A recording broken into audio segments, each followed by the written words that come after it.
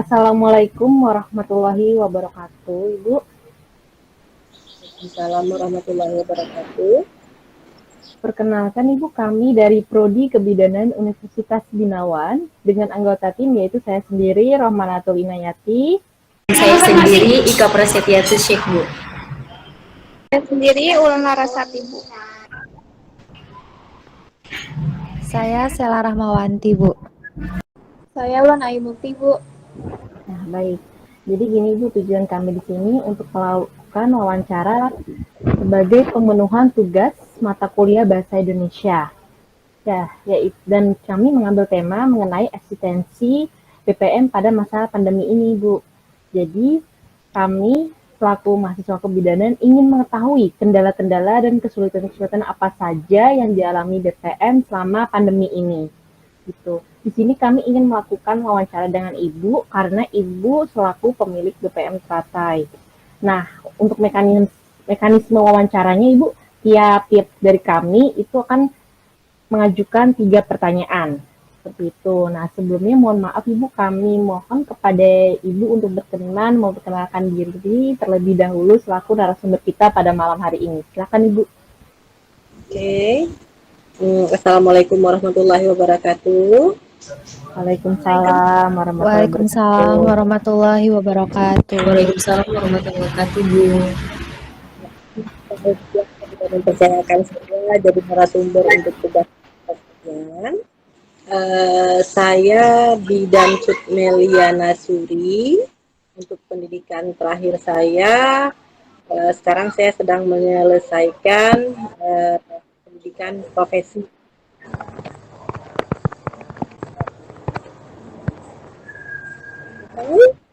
Nah, jadi saya lulusan, saya sudah, kalau lulusannya masih ini ya, kalau lulusan kan belum stepnya panjang ya, jadi sudah menjadi bidan. Saya sudah menjadi bidan dari tahun 98. Nah, jadi sampai ini saya masih tambah terus jenjang pendidikan, jadi insya Allah bulan depan sudah menyelesaikan profesi. Wah, luar biasa sekali, Bu. Berapa nih umurnya kira-kira? Coba tebak. Berapa ya? 50, Bu. Baiklah. Baik.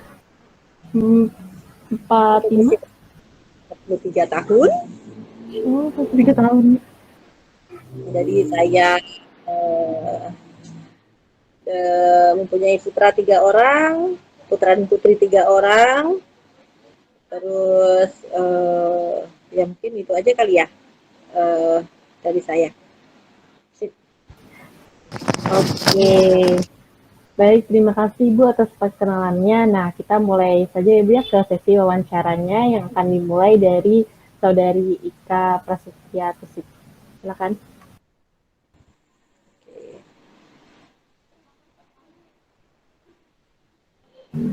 Maaf, masih di unmute, Saudara Ika.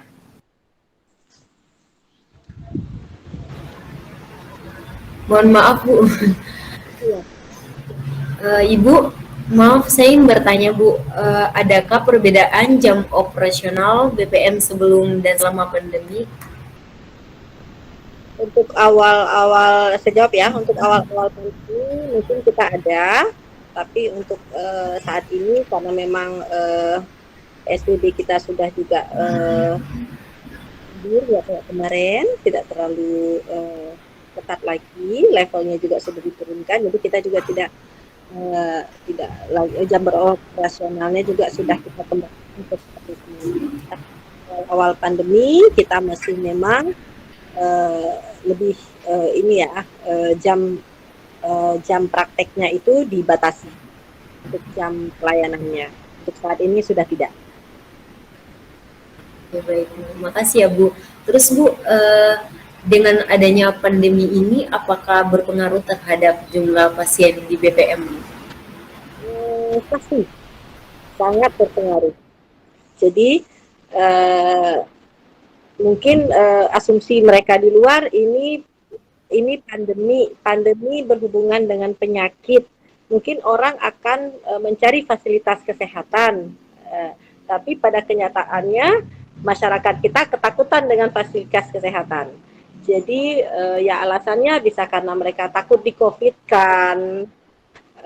Jadi sangat berpengaruh dengan jumlah pasien. Jadi pasien menurun. Pertama memang karena memang masyarakat itu enggan untuk mengunjungi fasilitas kesehatan. Terus yang kedua memang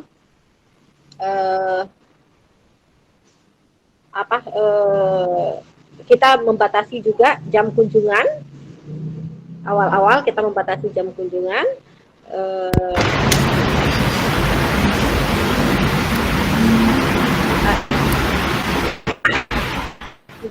Sedikit kalau biasanya sebulan sekali kita bulan 2 bulan, jadi tidak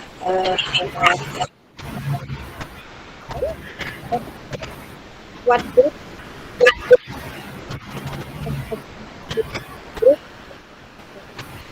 ada keluhan atau yang ingin ditanyakan, mungkin ada yang ingin berkonsultasi, kita lebih membuka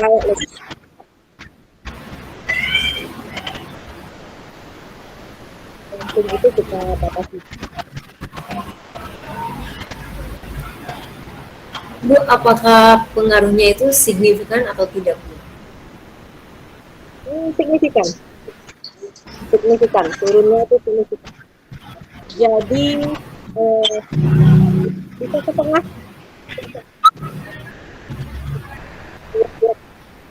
masyarakat kita pelayanan ini hantu mungkin dikunjungi. Jadi mereka takut di-COVID-kan, takut tertular COVID.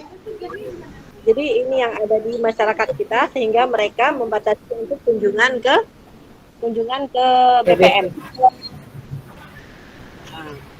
Baik, Bu. Terima kasih, Bu. Terus, Bu, adakah perbedaan penanganan pasien sebelum dan selama pandemi ini, Bu? Gimana? Maaf, putus-putus. Ibu, maaf, suara saya putus-putus ya, Bu. Maaf. Adakah perbedaan penanganan pasien sebelum dan selama pandemi itu? Ya, pasti ada. Jadi kalau kita di awal-awal pandemi dan sampai sekarang ini memang kita untuk pasien kalau memang dengan tindakan dengan partes kita pasti akan swab. Terus kalau memang dengan pasien ANC yang bergejala, misalnya ada batuk pilek juga kita akan swab. Jadi kalau kita juga untuk pelayanan kita menggunakan APD lengkap, dan mungkin ya untuk alat yang kita pakai juga misalnya barang habis pakai juga mungkin akan lebih banyak kita gunakan seperti handspoon, dan terus untuk tempat tidur kita sudah pakai protokol kesehatan sesuai dengan yang kita sudah pakai di ruang tunggu, di ruang karpet itu sudah dipakai untuk campuran untuk ini karpet untuk COVID. Ya, baik, terima kasih banyak, Bu, atas semuanya. Terima kasih banyak ya, Bu. Selanjutnya. Maaf, suaranya agak putus-putus ya. Terima kasih banyak, Bu. Ada suara, Bu? Ya. Baik, terima kasih Ibu atas penjelasannya tadi. Sekarang kita langsung ke Saudari Wulan Narasati. Silakan. Ya, terima kasih ya untuk Mbak Nana. Maaf Bu, saya ingin bertanya, selama pandemi untuk setiap tindakan apakah ada beban biaya tambahan bagi pasien? Sedikit agak ada tambahan.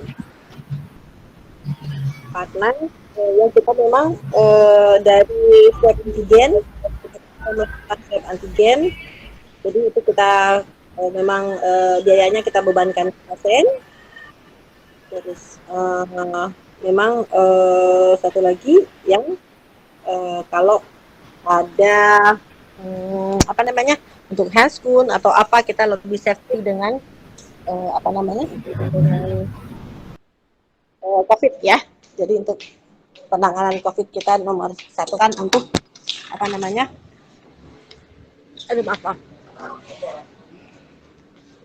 Nah jadi seperti itu. Jadi sorry maaf ada gangguan sedikit.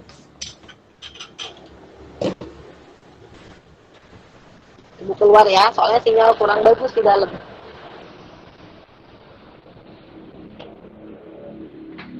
Baik, Ibu.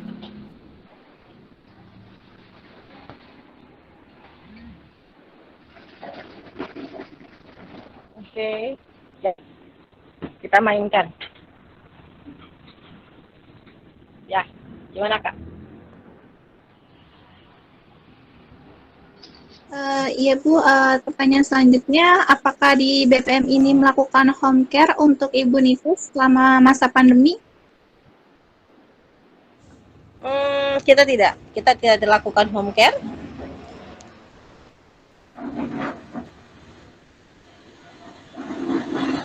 Baik. Pertanyaan selanjutnya, apakah ada pasien yang terindikasi terkena COVID-19?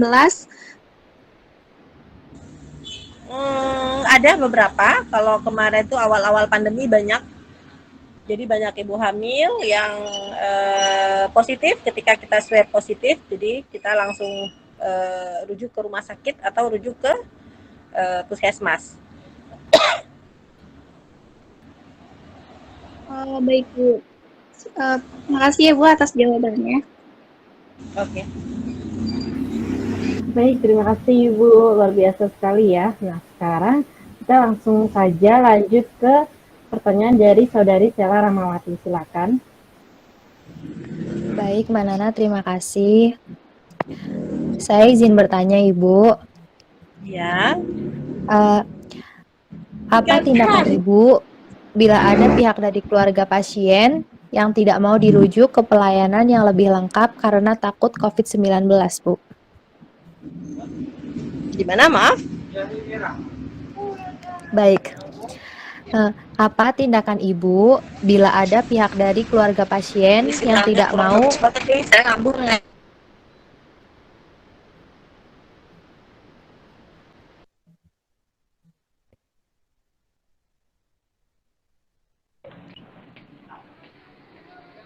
Sebentar. Nah, dah, gimana? Ya, Bu. Saya izin bertanya ya, Bu.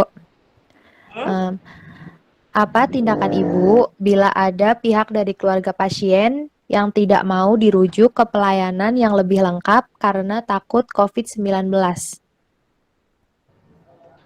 Paling kita di sini inform concern kalau dia tidak mau dirujuk, karena kalau misalnya ada hal-hal yang tidak kita inginkan, misalnya ada terjadi IUFD atau apa, jadi kita juga tidak mau disalahkan, satu. Terus yang kedua, kita punya grup dari puskesmas, jadi ketika ada pasien dengan positif, kita akan share ke grup puskesmas, jadi itu nanti akan di-share ke seluruh bidan.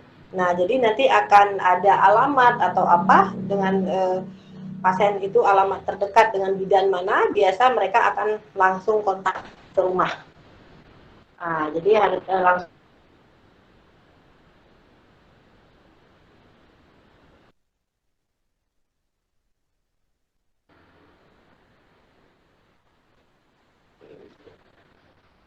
Jadi kalau ada pasien seperti itu kita dapat, ya kita lapor puskesmas. Nanti puskesmas yang akan turun ke lapangan mencari data pasien tersebut gitu. Biasa langsung di ya ini ya langsung penanganan dari puskesmas lah. Baik, Ibu. Kemudian, apakah ada larangan untuk pengambilan video dan foto, Bu, di PPM Ibu? Sebenarnya ada, cuman kadang-kadang ya 1-2 juga kecolongan juga. Oh iya. Kan, iya. Kemudian dengan adanya pandemi ini, apakah ikut mempengaruhi manajemen di PPM Ibu atau tidak? Ya pastilah, pasti berpengaruh, untuk manajemennya berpengaruh, jadi untuk semua berpengaruh. Jadi dari begitu pasien datang, kita memperlakukan pasien itu, kita sudah memperlakukan pasien itu kan orang COVID ini kan ada yang bergejala, ada tidak. Jadi untuk protokolnya juga sudah berubah dari awal. Kita terima pasien itu sudah memang prokesnya ketat. Nah, terus untuk manajemennya, mungkin pembiayaannya atau apa juga mungkin agak sedikit bertambah. Terus yang untuk sistem rujukannya juga sudah nanti mengikuti ya standar selama pandemi ini, jadi sudah berubah semuanya memang. Baik Ibu, terima kasih ya Ibu atas jawabannya.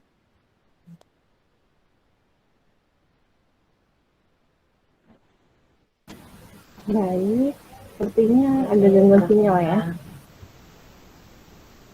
Oke. Baik, terima kasih Ibu. Nah, selanjutnya ini saya sendiri akan bertanya Ibu. Oke. Boleh. Baik.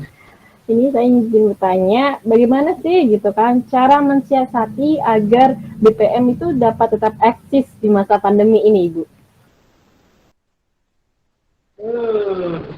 Jadi mau balik bertanya nih sama kalian.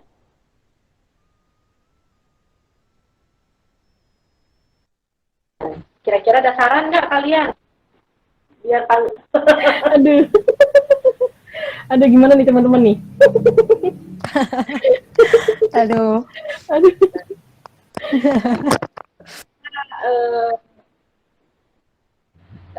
Kalau mau tetap eksis ya memang sekarang susah ya. Siapapun untuk eksis saat ini kayaknya susah di masa pandemi ini. Nah, jadi sekarang mungkin di posisi kita bertahan aja lah. Bertahan, tetap ada pelayanan, untuk dikembangkan mungkin susah, dari faktor dari kitanya juga, untuk memang jumlah kunjungan yang menurun, dari memang dari pasiennya juga, pasien sekarang mungkin usahanya banyak yang macet, jadi kita mau dengan ini itu segala macam memang agak sedikit ini. Paling saya siasatinya paling dengan diskon kalau minta kelas 2 nanti dikasih di kelas 1 untuk menyenangkan, jadi seperti itu saja. Untuk pengawasan pasien mungkin agak lebih proaktif kitanya, untuk lebih sering kontak dengan pasien via WA atau yang pokoknya ya seperti itu. Yang lain-lain ya mungkin tidak banyak yang bisa kita lakukan di saat pandemi ini. Ya paling ya itu saja. Karena memang kita kontak langsung dengan pasien juga jarang, karena kita biasanya menjadwalkan 2 bulan sekali, paling ya untuk kunjungannya ya kita dengan WA, bertanya kabar, bersilaturahmi dengan via WA saja. Oh gitu, ternyata. Oke, siap Ibu. Sebenarnya itu apa sih Bu kendala terberat untuk operasional BPM selama pandemi ini? Gimana? Sebenarnya itu apa kendala terberat untuk operasional BPM selama pandemi ini, Ibu? Kendala terberat? Ya. Selama operasional ini, sebenarnya kendalanya dari kitanya memang kita sendiri juga takut dengan COVID itu. Kita bidannya yang memberi pelayanan itu juga takut dengan COVID ini. Jadi kalau misalnya kendalanya ya mau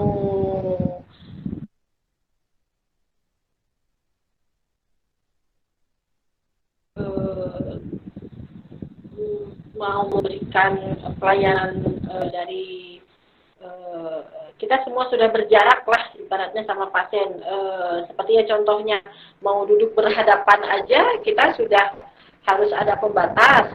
Kita menggunakan masker, kita menggunakan face shield, ya itu namanya ya. Face, aduh susah belepotan mulutnya. Jadi kita pakai, jadi sudah Ya, iya Ibu, pesel. Flash sale. Jadi kita untuk mungkin memberikan pelayanan yang maksimal juga sedikit agak canggung ya. Nah, jadi memang semua kayaknya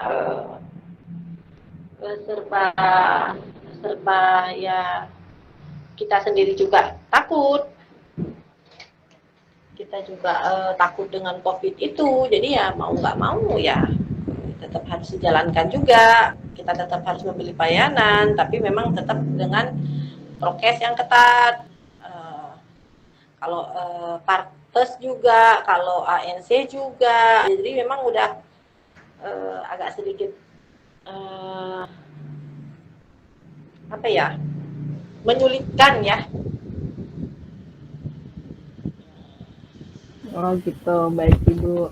Memang kalau dengan adanya pandemi ini Ibu, apakah di BPM Teratai ini ada pengurangan jumlah tenaga kesehatan?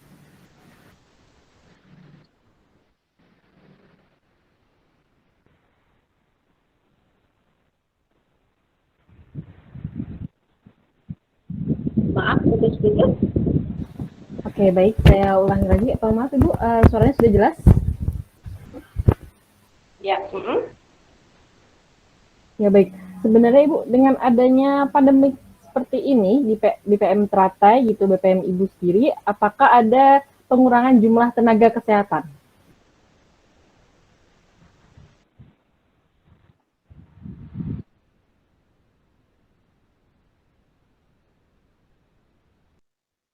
Masih kurang jelas kah? Oh iya, maaf. Sinyalnya masih nggak bagus. Baik. Maaf, sudah jelas Ibu? Halo? Maaf, sudah jelas Ibu? Ya. Oke, baik Ibu. Sebenarnya nih dengan adanya pandemik ini gitu kan di BPM Ibu, apakah ada pengurangan jumlah tenaga kesehatan?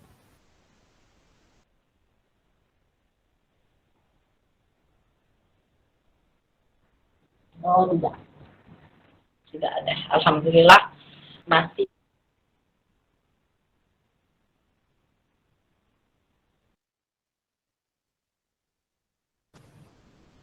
Baik, maaf teman-teman, sepertinya gangguan sinyal ya. Masih sama, tim kita masih sama. Masih sama ya. Ya.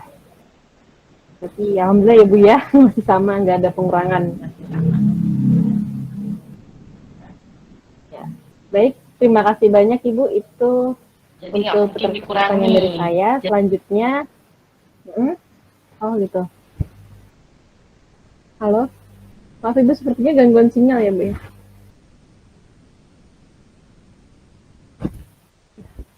Teman-teman, suara saya jelas? Jelas. Ya. Oh, jelas ya. Ibu maaf, sepertinya dari Ibu agak macet-macet juga, soalnya nge-freeze tadi.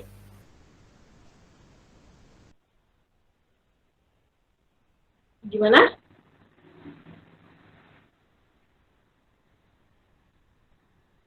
Tadi Ibu sempat macet-macet nge-freeze soalnya. Maaf, nggak ada. Ya, nyala jelek Kak. Oh gitu, baik, jawab Pak Ibu. Ya baik, terima kasih ya Ibu. atas penjelasannya. Itu untuk pertanyaan dari saya. Selanjutnya akan diteruskan untuk pertanyaan selanjutnya dari Saudari Wulan Ayu Mukti. Silakan. Ya, Ibu, Ulan izin bertanya ya, Bu. Mengapa di BPM Ibu Bentar. tidak lagi bekerja sama dengan program Itu BPJS? nanti CPG konselin dokter Murti aja.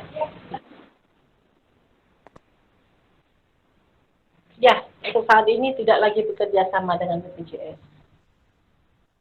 Maaf Ibu, apakah ada kendala atau ada masalah? BPJS tidak ada masalah apapun. Kita lebih memilih ke swasta murni.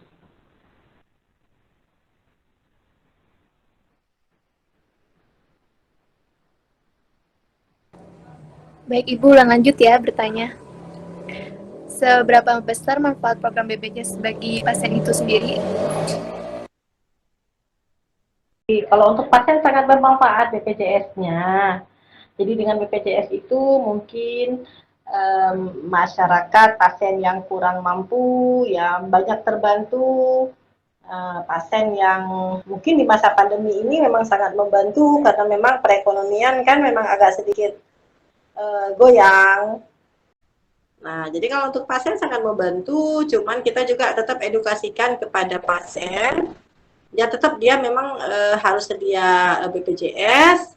Kalau memang ada kendala berat, kita menggunakan BPJS. Kalau memang karena kita di sini swasta murni, ya tanpa BPJS, berarti dari awal kehamilan, kalau memang pasiennya ingin melahirkan di tempat kita, ya harus ada dari awal kehamilan itu harus menyisihkan sedikit pendapatannya untuk tabungan melahirkan.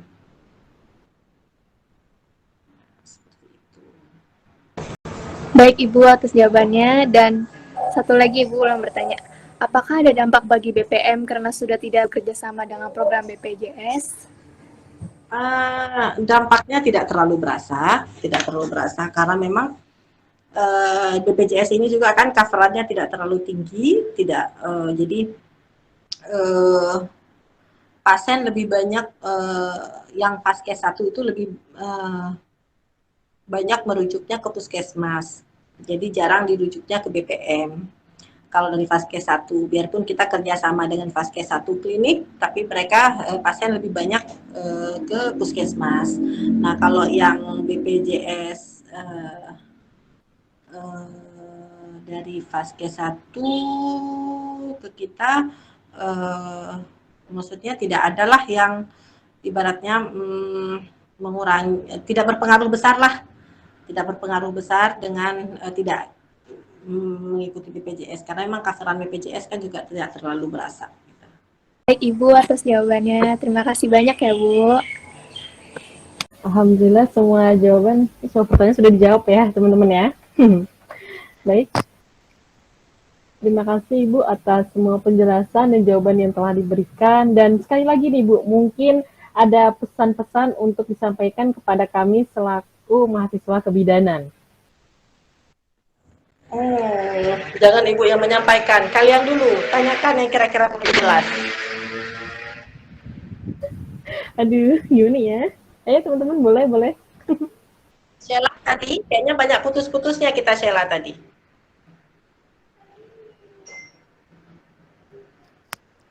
Iya Bu, tadi. Kira-kira pertanyaan Sheila tadi ada yang kurang ini? Soalnya kan lebih ke kayaknya agak ada gangguan sinyal atau apa gitu. Alhamdulillah sih Bu, udah cukup. Ya udah cukup atas jawabannya.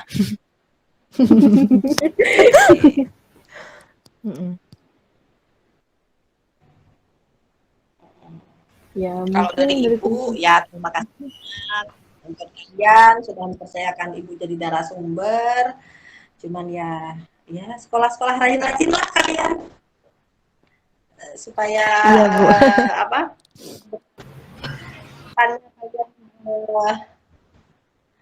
Bisa membaur dengan masyarakat, pintar-pintar bawa diri, ya itu aja. kita kita hmm, kita ini kerja profesi kita ini menjual jasa, profesi kita ini profesi yang memberi pelayanan kepada masyarakat. Mungkin ya agak lebih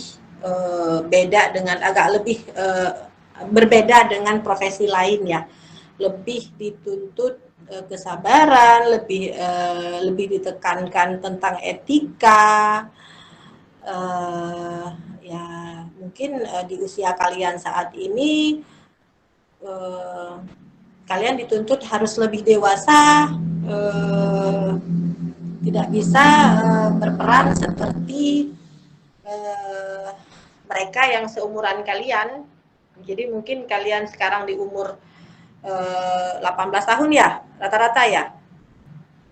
20 tahun. Juga Bu, 20. 20 tahun.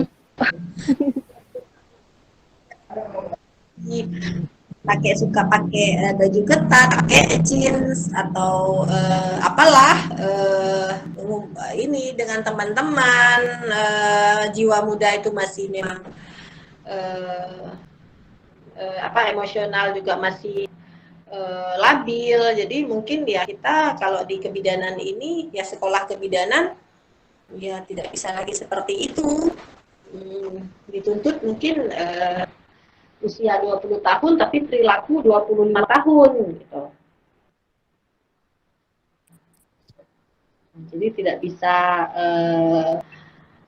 bisa berperan seusia kalian itu. Jadi mungkin kalian harus lebih ini ya dengan lingkungan, harus lebih peduli dengan lingkungan, harus lebih ya dengan pasien, dengan masyarakat di sekitar itu harus ya basa-basinya harus lebih bagus. Karena kan nanti ketika kalian ada di lapangan ya apalagi nanti mungkin berpraktek di kampung sendiri atau seperti apa, jadi warga itu tidak pernah melihat urakannya kita. Jadi kalau kita pasien sudah mengenal urakannya kita, jadi nanti ketika jadi bidan, bukan bidannya dilihatnya, urakannya yang diingat. Jadi di sekitar kita itu tuh masyarakat tidak melihat kita dari sosok yang dinilai bukan sosok baiknya dulu, pasti ini sisi yang nempel di kepala itu yang tidak baiknya. 1000 kali baik, 1 kali tidak baik, yang tidak baiknya yang diingat. Nah, jadi ya seperti itu juga kalian. Mungkin ya kalau apalagi yang pulang ke kampung buka praktek di tempat sendiri, ya jangan pernah ada citra dulu, citra kalian itu citra tidak baik, karena kedepannya akan berpengaruh untuk ini kalian, untuk karir kalian. Jadi kalau mau bandel jangan di kampung sendiri ya, jauh-jauh ya kalau mau bandel. Kalau masih ada bandelnya tuh jauh-jauh, jangan ketahuan. Iya Bu, jauh-jauh tuh Sam. Nanti ini yang Rahmanatul asli mana Kak? Kakak asli mana? Oh saya Bu, saya.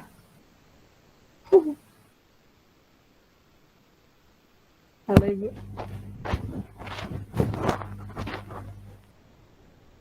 Halo, maaf suara saya jelas Ibu.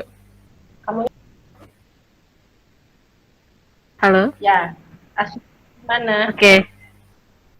Kalau KTP-nya sih Jakarta, cuman saya ada ini kecilnya di desa di Jawa Tengah. Nanti rencana habis bidan ini pulang ke Jawa Tengah atau tetap di Jakarta? Rencananya sih setelah lulus dari bidan, kan kebetulan kami semua lulus tahun depan ya Bu ya. Amin, semoga bareng lah ya. Doakan Bu. Amin. Nah, itu rencananya sih kalau dari saya sendiri pengennya lanjut ya, karena kan peraturannya ya sudah kalau bisa bidan minimal S1 gitu. Gitu. Rencananya sih lanjut ke sini. Iya. Kalau Ika?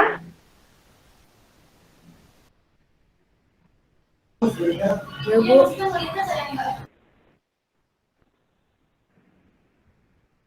Kalau Ika asli mana?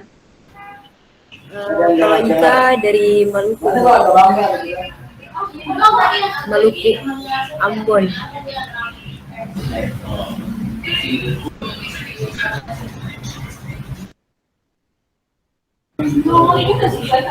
Halo Bu. Ya, nanti pulang ke Ambon. Nanti bakal pulang ke Ambon. Ibu selesai, insya Allah kalau selesai lulus masih stay Jakarta sih Bu. Insya Allah ngambil S1 insya Allah. Rencananya. Mudah-mudahan.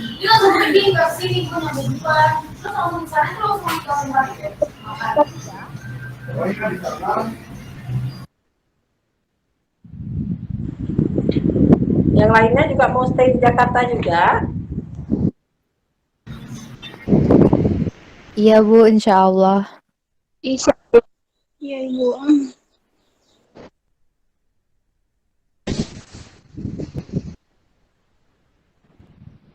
Ya udah, nanti kalau kalian memang perlu lahan, ya nggak apa-apa. Ke kami aja nggak apa-apa, ke Teratai nggak masalah.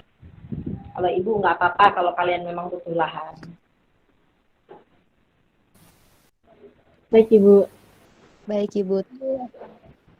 Terima kasih. Oke. Terima kasih. Baik Bu. Terima kasih Bu. Baik. Baik Ibu, sekali lagi terima kasih banyak ya Ibu atas waktu dan semua yang telah diberikan kepada kami. Dan mungkin itu saja Ibu dari kami, kurang lebihnya mohon maaf ya Bu ya, gitu sebesar-besarnya.